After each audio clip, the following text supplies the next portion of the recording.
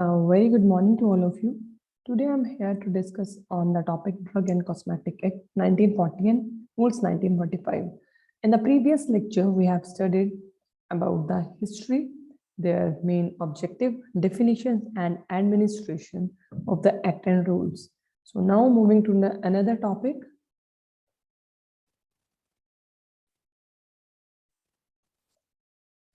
Last lecture में हमने DTAB के बारे में पढ़ लिया था, ड्रग टेक्निकल एडवाइजरी बोर्ड, ठीक है।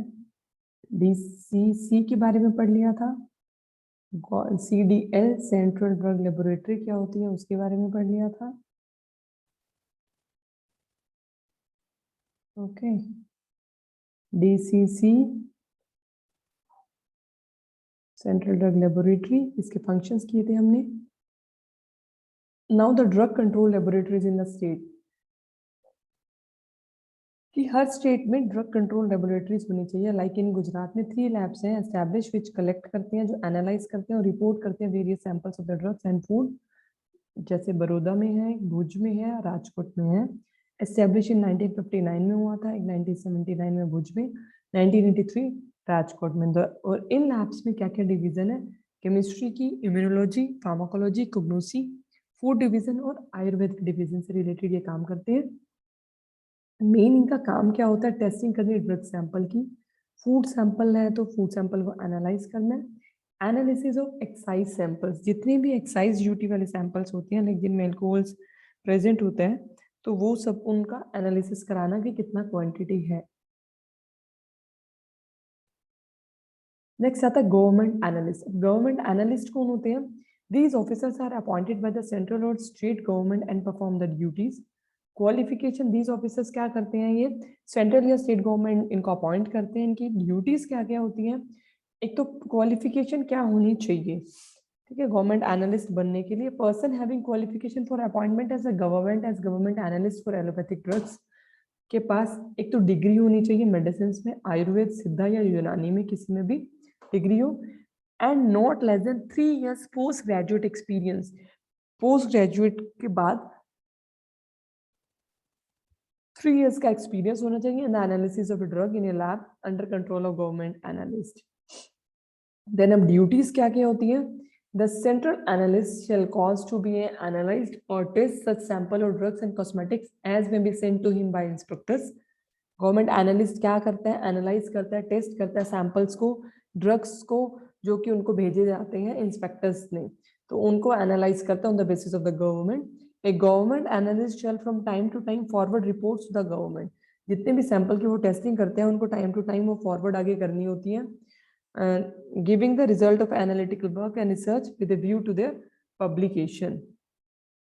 और उनको फिर वो पब्लिकेशन में भी करना होता है कि हमने ये वाला सैंपल किया था और अब इसको पब्लिसाइज कर रहे हैं। नेक्स्ट आता है लाइसेंसिंग अथॉरिटीज। लाइसेंसिंग अथॉरिटी की क्वालिफिकेशन क्या होना चाहिए? First, he should be graduate in pharmacy में, फार्मास्यूटिकल केमिस्ट्री और in medicine with specialisation in clinical pharmacology और microbiology from a university establish in India by law. Second, experience in the manufacture और testing of the drugs with minimum period 5 years का होना चाहिए। एक तो graduate होना चाहिए फार्मेसी और फार्मास्यूटिकल केमिस्ट्री और मेडिसिन में। सेकेंड थिंग, एक्सपीरियंस होना चाहिए उसका मैन्युफैक्चरिंग और testing of drug, minimum 5 years का experience, provided at the requirement as to the academic qualification shall not apply to those inspectors। academic qualification shall not apply to those inspectors। then duties इनको क्या करनी होती है? First is to inspect all the establishment licence for the sale.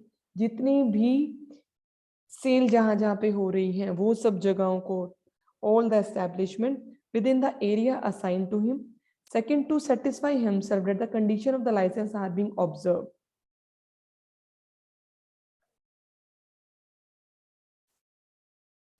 जितनी भी conditions है वो अपने आप को सेटिस्फाई होना चाहिए, सारी के सारी DNC एक्ट के अकॉर्डिंग कंडीशंस है वो सब फॉलो कर रही हैं। To procure and send for test और analysis if necessary imported packages. Procure मतलब वहां से लेना और फिर भेजना। सेंट्रल ड्रग लेबोरेटरी में, CDL में, government analyst if necessary imported packages हैं उन सबको फिर चेक करना। टू इन्वेस्टिगेट एनी कंप्लेन, कोई भी कंप्लेन आई है तो उनको इन्वेस्टिगेट करना। ये सब ड्यूटीज होती हैं लाइसेंस, जो देता है लाइसेंस उन सबको ये चीजें ध्यान में रखनी है। To maintain a record of all the inspection, जितने भी इंस्पेक्शन उन्होंने किए हैं सबका रिकॉर्ड मेंटेन करना है। In the performance of his duties to make such inquiries and inspection as may be necessary to detect the sale of a drug, सारी inquiries को चेक करना, इंस्पेक्शन जितनी हुई है कि सेल ऑफ द ड्रग कितनी हुई है, अकॉर्डिंगली रजिस्टर्स मेंटेन हुए हैं कि नहीं हुए। तो ये सब था duties of licensing authorities. Next आता है controlling authority, drug inspector. Drug inspector बनने के लिए क्वालिफिकेशन क्या होना चाहिए? First he should be graduate होना चाहिए, बी फॉर्म इन फार्मेसी और फार्मास्यूटिकल केमिस्ट्री में या मेडिसिन में, with specialisation in the clinical pharmacology और microbiology from a university established in India by the law. And second thing is experience in the manufacturing or testing of the drugs or enforcement of the provision of the act for a minimum period of 5 years का साथ साथ experience होना चाहिए उनको। एक तो graduate होगा और साथ में एक्सपीरियंस होना चाहिए मैन्युफैक्चरिंग या टेस्टिंग ऑफ द ड्रग्स में, ये है qualification. Then person having qualification for appointment as a government analyst for allopathic drugs के लिए उसका डिग्री, अगर वो आयुर्वेद में भी करना चाहता है तो उसके बाद डिग्री होनी चाहिए आयुर्वेद की, सिद्धा की या यूनानी सिस्टम की, और इसके साथ साथ क्वालिफिकेशन के साथ साथ 3 इयर्स का पोस्ट ग्रेजुएट एक्सपीरियंस होना चाहिए in the analysis of a drug in a lab under control of A government analyst.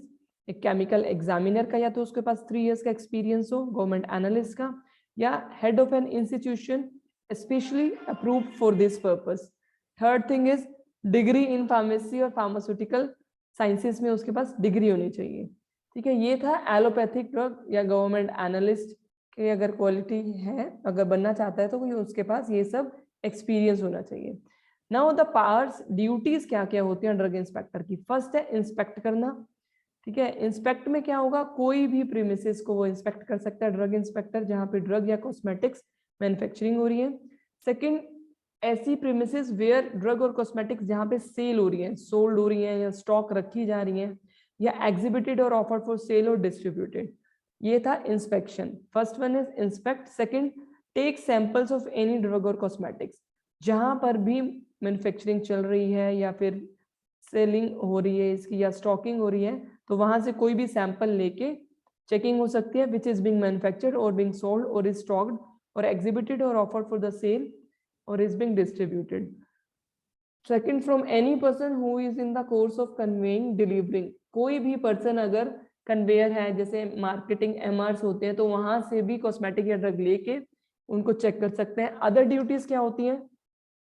Search in place को, सर्च को, person, vehicle, verification of stock registers को वेरीफाई करना, seizing of any medical shop, any offences, अगर किसी ने गलत काम किया है तो उन शॉप्स को सीज भी कर सकते हैं, उनका लाइसेंस कैंसिल हो सकता है। तो ये सब ड्यूटीज होती हैं ड्रग इंस्पेक्टर्स की। नेक्स्ट आता है provision of the act. Provision of act में हम पढ़ेंगे import, manufacturing, sale, labelling and packaging.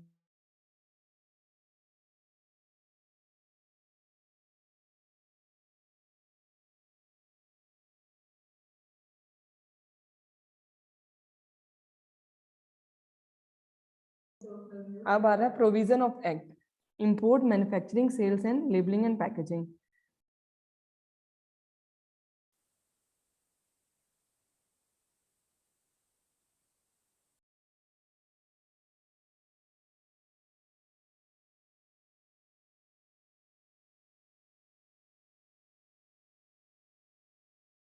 Import होता है किसी ड्रग को बाहर से बुलाना।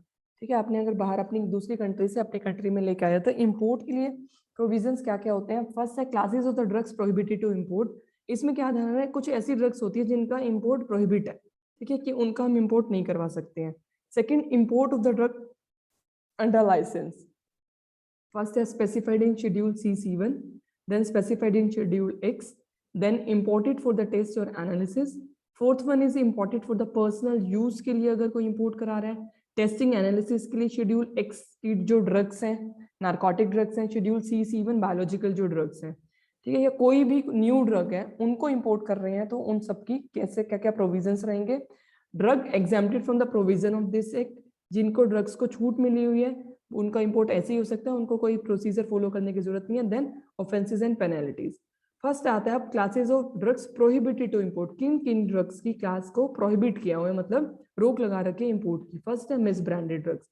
हमने अभी डेफिनेशन पढ़ा था मिस ब्रांडेड ड्रग्स की, जो ब्रांडेड नहीं होती हैं, जिनका इनको इमिटेट करके रखते हैं, ओरिजिनल ड्रग्स की तरह वो दिखती हैं, ठीक है, कोटिंग कर देते हैं या कलर कर देते हैं उनके ऊपर। Second drugs of sub standard quality जो होती है वो। थर्ड है drugs claiming to cure diseases specified in schedule J.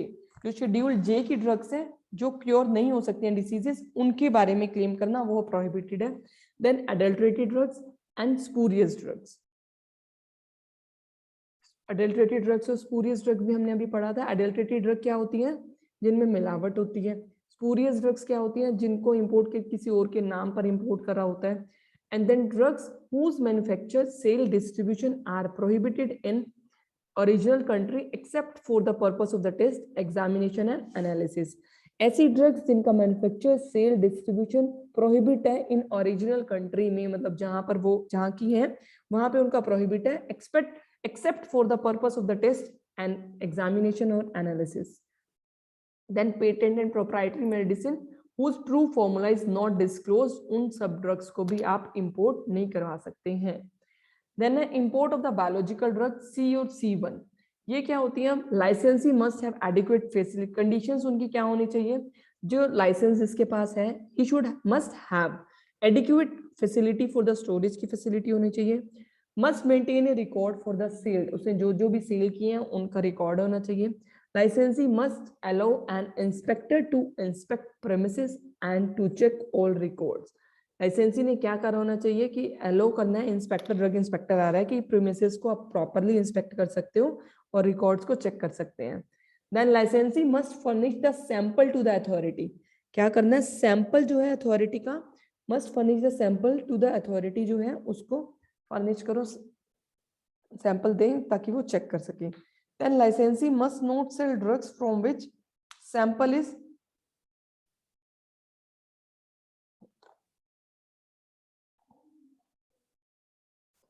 Is withdrawn. ऐसी ड्रग्स को नहीं आपको सेल करना है जब तक वो advise not to sell and recall the batch from the market. वो सैंपल जो आपने अभी लिया है चेक करने के लिए, उनको आप सेल नहीं कर सकते हैं।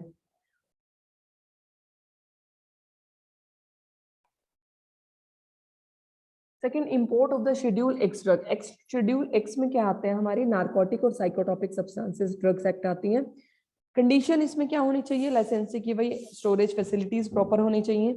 Applicant must be reputable in the occupation, ऐसा ना हो कि उसके ऊपर पहले ही कोई केस चल रहा हो। ट्रेड और बिजनेस में रेपुटेशन होनी चाहिए उसका।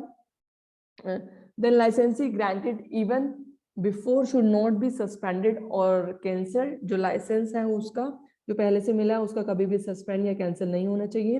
And the licence has not been convicted any offence under the drug and cosmetic act. Licensee ने कोई भी ऐसा काम नहीं करा होना चाहिए कि कोई भी ऐसा offence according to the DNC act और narcotic drug and psychotropic substances act का। सेकेंड आता है drug imported for personal use. Conditions इसमें क्या क्या फॉलो होनी होती है, up to 100 average dose must be imported without any permit. ठीक है, 100 एवरेज डोज आप ले सकते हो provided it is a part of passenger luggage के अंदर आप लेके आ सकते हो। More than 100 dose imported with the licence, अगर 100 डोज से ज्यादा ले रहे हो तो उसके लिए लाइसेंस चाहिए, तो आपको अप्लाई करना पड़ेगा फॉर्म 12A और 12B में। Then drugs must not be bona fide personal use. Drugs का पता होना चाहिए कि ये पर्सनल यूज के लिए नहीं, ओनली फॉर पर्सनल यूज ही होना चाहिए। बोनाफाइड सर्टिफिकेट पे भी आप लिखवा सकते हैं। Drug must be declare to the custom collector if so directed, custom collector को भी आप दिखा सकते हो। Then drug imported for examination test और एनालिसिस, इसके लिए क्या होता है, फर्स्ट है लाइसेंसी is necessary, license is necessary under form 2, must use imported drugs only for the said purpose at the place specified in the license, must keep the record with respect to the quantities। एक तो imported drugs जो इस purpose के लिए आपने बोला है only for the said purpose at the place specified in the license, then must keep the record, आपको रिकॉर्ड मेंटेन करना है with respect to the quantity, कितनी इंपोर्ट करा रहे हो, नेम, मैन्युफैक्चरिंग और सब details, date of the import. Third है must allow an inspector to inspect the premises और चेक द रिकॉर्ड्स। नेक्स्ट आता है import of the drug without licence. बिना लाइसेंस के क्या क्या चीजें हो सकती हैं, सब्सटेंसेस नॉट यूज्ड जो मेडिसिनल पर्पस के लिए नहीं होती हैं, उनका हम इंपोर्ट करवा सकते हैं। Drugs in schedule C1 required for manufacturing and not for medicinal use. Substances which are both drug and food such as जैसे कंडेंस है, पाउडर मिल्क है, माल्ट है, लैक्टोज है, Farex, cereals, oats, pre digested foods होते हैं, ginger, paper, cumin, cinnamon, ये जो drugs हैं ये आप इंपोर्ट करा सकते हो विदाउट लाइसेंस। नेक्स्ट आता है इंपोर्ट से penalties related to the import, offences and penalties. Import of the spurious, अगर किसी ने एडल्ट्रेटेड ड्रग या जिनको ऐसे ड्रग्स जिनसे रिस्क है ह्यूमन बींग्स और एनिमल का, and drugs not having therapeutic values, तो उसको 3 साल की जेल, 3 years इम्प्रिजनमेंट एंड 5,000 का फाइन ऑन फर्स्ट कन्विक्शन। और अगर फिर से वो रिपीट करता है तो जेल है वो 3 to 5 years से हो जाएगी और फाइन जो है उसका 10,000 हो जाएगा for the subsequent conviction. Second, contravention of the provision, किसी भी रूल को अगर किसी ने फॉलो नहीं करा है, अपोज किया है, तो 6 months की जेल, 500 रुपये फाइन, और पहले कन्विक्शन पे, सेकंड में 1 year का इम्प्रिजनमेंट और 1,000 rupees for subsequent offence. Next है cosmetics prohibited to the import. Cosmetics में भी सेम ड्रग्स की तरह आएगा, मिस ब्रांडेड कॉस्मेटिक्स को आप इंपोर्ट नहीं कर सकते हैं, स्पूरियस कॉस्मेटिक्स को नहीं कर सकते हो, कॉस्मेटिक्स कंटेनिंग हार्मफुल इंग्रेडिएंट जिनके अंदर है उनको नहीं कर सकते, जो स्टैंडर्ड क्वालिटी के नहीं है उनको इंपोर्ट नहीं करा सकते, और जिन सैंपल्स के अंदर मोर देन 2 ppm आर्सेनिक होता है, 20 ppm लेड होता है और 100 ppm से ज्यादा हेवी मेटल्स होते हैं, उनका, उन सब ड्रग्स का प्रोहिबिट है इंपोर्ट कराना। ठीक है, so this is all about the import of the drug. तो इसमें अभी हमने क्या पढ़ा, इंपोर्ट में किन किन ड्रग्स का इंपोर्ट आपको करना है, CC1X टेस्ट और एनालिसिस के लिए अगर कुछ इंपोर्टर है, पर्सनल यूज के लिए कोई भी न्यू ड्रग है, किन किन